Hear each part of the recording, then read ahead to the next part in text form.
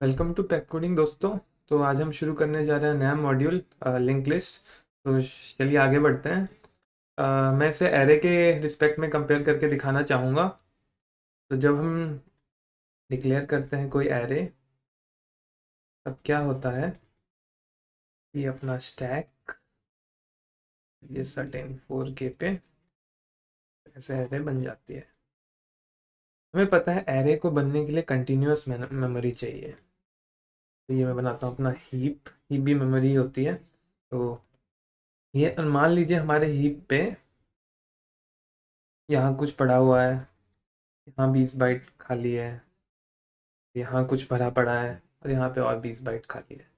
तो इस एरे को बनने के लिए एक इंट 4 बाइट का होता है, तो 40 बाइट चाहिए होगा।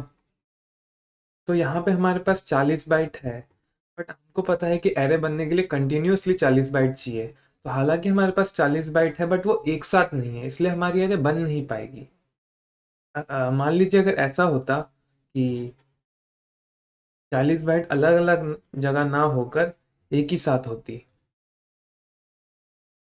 ये भरा हुआ है और ये लगातार 40 बाइट खाली है, तो हमारी एरे बन जाती। ये इसके डेटा मेंबर्स ये बन जाती और पहले का एड्रेस यहाँ स्टोर रहता स्टैक में। तो यहाँ पे हमारी एरे बन पाती। लेकिन जो अभी मैंने सिनारियो बताया कि अगर एक साथ मेमोरी ना हो, अलग अलग हो, तो हमारी एरे बन नहीं पाएगी। तो इसमें क्या करें हम? तो अब मैं बताता हूँ लिंक लिस्ट क्या कर सकता है। तो ये हमारी लिंक लिस्ट है, इसमें पहले का वही एड्रेस स्टोर है हमारे स्टैक में। तो इसमें क्या होता है, इसमें हमारे पास डेटा एलिमेंट्स होते हैं, नोड्स कहते हैं हम उन्हें। हर नोड्स के दो हिस्से होते हैं, एक जो डेटा स्टोर करता है, मान लीजिए 10 है इसमें, और दूसरा ये पहले का इसने स्टोर किया है स्टैक में, और ये क्या करता है, दूसरा हिस्सा अगले वाले नोड का एड्रेस स्टोर करता है। अगले वाले नोड का एड्रेस, सपोज ये 4K पे था, ये 5K पे था, अगला वाला 6K पे, अगला वाला 7K पे, ऐसे। तो इसने स्टोर किया होगा 5K का एड्रेस, तो इसने 20 और स्टोर किया होगा 6K, और इसने स्टोर किया होगा सपोज 30 और 7K, और इसने स्टोर किया होगा मान लीजिए 40, और इसके आगे कुछ नहीं है तो नल। तो ऐसे हमारी लिंक लिस्ट बन जाएगी। तो क्या होगा, मेमोरी में देखते हैं कैसे ये काम कर सकती है।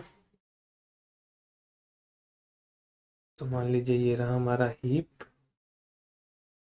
और हमारे पास ये कुछ भरा पड़ा था, यहाँ पर भी कुछ थी, यहाँ 20 बाइट खाली थी और यहाँ भी 20 बाइट खाली थी। तो पहले मान लीजिए लोड यहाँ बनी 4K पे, ये दो हिस्से हुए, कुछ दूसरी इस तरफ बन गई, फिर एक और इधर, फिर वापस इधर, फिर कहीं पर भी बन सकती है, और इवेंचुअली ये सारी स्पेस का यूज़ कर लेगी। तो इसमें क्या हुआ कि भले हालांकि स्पेस इधर उधर खाली था, एक साथ नहीं था, स्टिल हमारी लिंक लिस्ट बन गई और सारी स्पेस फ्रेगमेंटेड मेमोरी जो थी उसका इस्तेमाल कर पाई। तो इस बात में ये एरे से अच्छी है कि ये फ्रेगमेंटेड मेमोरी का भी इस्तेमाल कर लेती है। बट एक नुकसान हमारे पास अभी भी है। एक नुकसान इसका यह है कि जहाँ एरे एक डेटा मेंबर स्टोर करने के लिए 4 बाइट ले रहा था, यहाँ लिंक लिस्ट 8 बाइट ले रहा है। ठीक है, तो एक तो डेटा स्टोर करने के लिए 4 बाइट इंटीजर का, और एक फिर अगले का एड्रेस यानी पॉइंटर स्टोर करने के लिए उसके लिए 4 बाइट। तो ये अकेला अकेला 8 बाइट ले रहा है एक नोड स्टोर करने के लिए। स्टोर ले देकर तो उसने एक ही डेटा डेटा वैल्यू करी है, एक ही वैल्यू करी है, बट ले वो ज़्यादा रहा है। तो यहाँ पे ये एरे से पीछे रह जाता है, मतलब एक ड्रॉबैक हो गया इसका। लेकिन ये फ्रेगमेंटेड मेमोरी का बहुत अच्छे से इस्तेमाल करता है। तो आगे चल के देखते हैं कि हम C++ में कैसे लिंक लिस्ट बनाएंगे। तो एडिटर खोल लेता हूँ मैं, फुल स्क्रीन। तो सबसे पहले हेडर फाइल इंक्लूड कर देते हैं।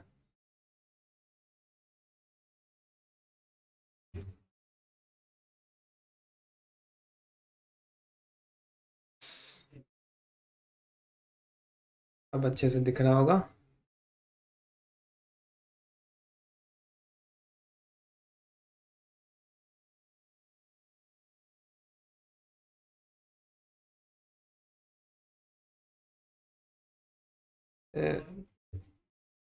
इसमें क्या होता है, हम सबसे पहले एक डेटा मेंबर इसमें नोड की तरह स्टोर्ड होता है, तो हम एक क्लास बनाएंगे नोड। और इसमें क्या होगा, नोड में क्या है, एक डेटा मेंबर है इंट डेटा, और एक है अगले का पॉइंटर स्टोर करने वाला, नेक्स्ट क्या लेते हैं इससे, और इसका टाइप क्या होगा, नोड टाइप का ही होगा क्योंकि अगले का वो स्टोर कर रहा है। तो ये हमारी नोड बन गई। और एक क्लास बनाते हैं लिंक लिस्ट की।